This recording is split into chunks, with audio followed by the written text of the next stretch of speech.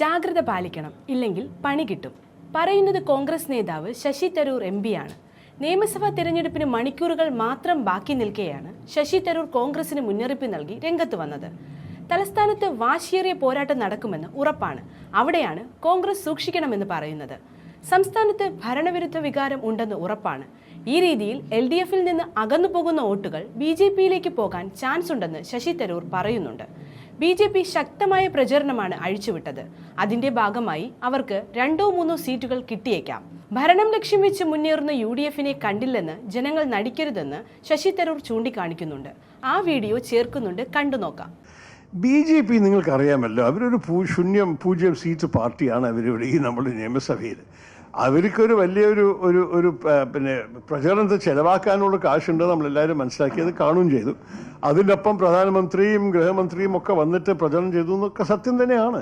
പക്ഷേ 2 കാര്യങ്ങൾ ജനങ്ങൾക്കറിയാം. ഒന്നാം കാര്യം, ഈ വരുന്ന വലിയ വ്യക്തിത്വമൊന്നുമല്ല ഈ നഗരത്തിലോ ഈ സംസ്ഥാനത്തോ ഇരിക്കാൻ പോകുന്നത്. അവർ വന്നു പോകും. ഇതൊരു പാർലമെന്ററി ഇലക്ഷനല്ല.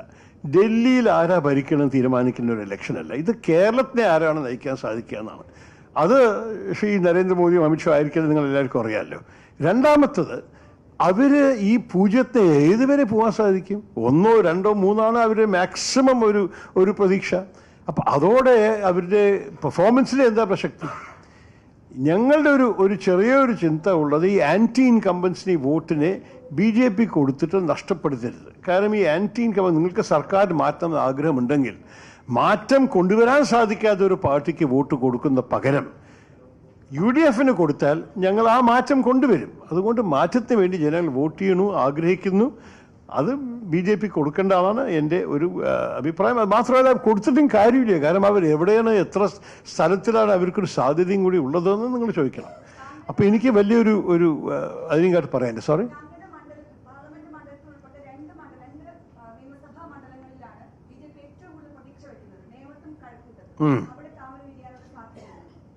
അല്ല, ഞാൻ കേട്ടിട്ടുണ്ട് അവിടെ ഒരു ത്രികോണ മത്സരമാണ് 2 മണ്ഡലത്തിലും.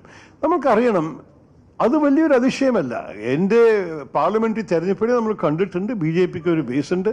ഇത് 1987 വരെ നിങ്ങൾ പുറകെ പോയി നോക്കിക്കോളൂ. ശ്രീ കുമ്മനം രാജശേഖരൻ ഹിന്ദു മുന്നണിയുടെ സ്ഥാനാർത്ഥിയായിട്ട് നിയമം 2nd സ്ഥാനത്ത് വന്നു, അടുത്ത ഒരു സ്ഥാനത്ത് എത്തി.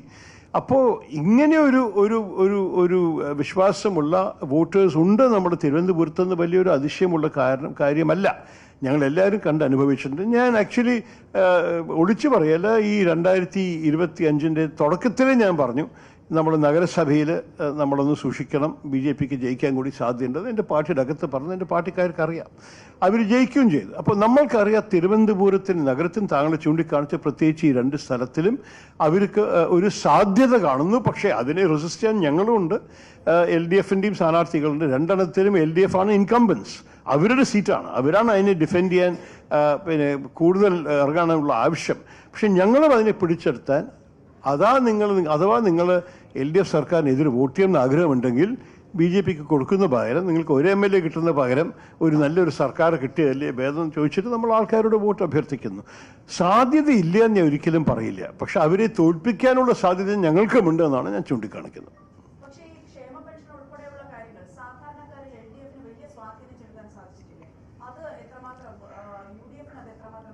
അല്ല, LDF സമയത്ത് കൊടുത്തിട്ടുണ്ട് ക്ഷേമ പെൻഷൻ. പലതവണ ഈ 10 വർഷക്കാലത്തിൽ ഭയങ്കര വീഴ്ചകളും ഡിലേസും ഉണ്ടായിട്ടുണ്ട്. ചിലപ്പോൾ അവർ പ്രോമിസ്ഡ് എമൗണ്ട് കൊടുത്തിട്ടില്ല. ഇലക്ഷൻ അടുക്കുമ്പോഴേക്കും വേഗം കാശ് എത്തുന്നുണ്ട്, ആൾക്കാർ വീട്ടിൽ സമ്മതിച്ചു. പക്ഷേ ഇലക്ഷൻ അടുക്കുമ്പോൾ ചെയ്തിട്ട് വലിയ കാര്യമില്ല. അതുപോലെ തന്നെ കഴിഞ്ഞ ഇലക്ഷന് മുമ്പ് അവർ കിറ്റ് വിതരണം ചെയ്തു. ഇതൊക്കെ ചെയ്തിട്ട് വോട്ട് പിടിക്കുന്നത് എൻ്റെ അഭിപ്രായത്തിൽ നമ്മളുടെ കേരള വോട്ടേഴ്സിൻ്റെ ബുദ്ധിയെ കുറച്ച് ഇൻസൾട്ട് ടു ദെയർ ഇൻ്റലിജൻസ് ആണ് അവർ കാട്ടുന്നത്. ശരിക്കും നമ്മൾ നോക്കുകയാണെങ്കിൽ ഞങ്ങൾ പറയുന്നത്, ഞങ്ങൾ സമയത്ത് തരും കൂടിയാണെങ്കിൽ 3000 രൂപ. അതാണ് ഞങ്ങളുടെ ഉദ്ദേശം. ഞങ്ങൾക്ക് പറയുന്നു, ഈ ക്ഷേമ പെൻഷൻ ഒരു നല്ലൊരു കാര്യമാണ്. ഞങ്ങളുടെ അഭിപ്രായത്തിൽ പ്രായമുള്ളവർക്ക് ഈ സഹായം കൊടുക്കണം. പക്ഷേ ഉപയോഗിക്കാൻ സാധിക്കുന്ന ഒരു ആവശ്യമുള്ളൊരു തുക കൊടുക്കണം. അതുകൊണ്ടാണ് ഞങ്ങൾ 3000 രൂപ എന്ന് പറയുന്നത്. സോറി, നോക്ക്, ഈ എണ്ണം പറയുന്നതിൽ എനിക്ക് വലിയ ഒരു വിശ്വാസമില്ല. കാരണം നമ്മൾക്ക് തുടക്കത്തിലേ പറഞ്ഞു 85 മുതൽ 100 പേരാണ് ഞങ്ങളുടെ ഉദ്ദേശം എന്ന്. ഞാനതിനെക്കുറിച്ച് പറയാം. 85 to 100 നല്ലൊരു കാര്യമായിരിക്കും. ആരാണ് അത് മോശമാണെന്ന് പറയുക. പക്ഷേ എൻ്റെ ഒരു മനസ്സിൽ നമ്മളുടെ വിജയം ഒരു കംഫർട്ടബിൾ മെജോറിറ്റി ആയിരിക്കണം. അത് എണ്ണം പറഞ്ഞിട്ടല്ല, ജനങ്ങൾ നമ്മളുടെ കയ്യിൽ അത്രത്തോളം അധികാരം നയിക്കാനുള്ള ഈ സർക്കാർ നയിക്കാനുള്ള ഭൂരിപക്ഷം തരണം. അപ്പോൾ കഴിഞ്ഞ തവണ പോലെ 71-72 വേണ്ട, ഒരു നല്ലൊരു മെജോറിറ്റി അതിനും കാട്ടി തരണമെന്നാണ് എൻ്റെ ആഗ്രഹം. ഒരു സ്പെസിഫിക് നമ്പർ ഞാൻ പറയുന്നില്ല, പക്ഷെ ഞാൻ സ്പഷ്ടമായി കണ്ടിരിക്കുന്നത്, ഞാൻ എല്ലാവരുടെയും പോയവിടെ എല്ലാവരുടെയും ജയിക്കുമെന്ന് പറയുന്ന ഒരാളല്ല, പക്ഷെ ഞാൻ കണ്ടിരിക്കുന്നത് നല്ലൊരു ഒരു ട്രെൻഡിൻ്റെ UDFൻ്റെ ഫേവറിൽ. അത് നമ്മൾക്ക് വന്നു കഴിഞ്ഞാൽ വിജയം നമ്മളുടെ തന്നെ ആയിരിക്കും.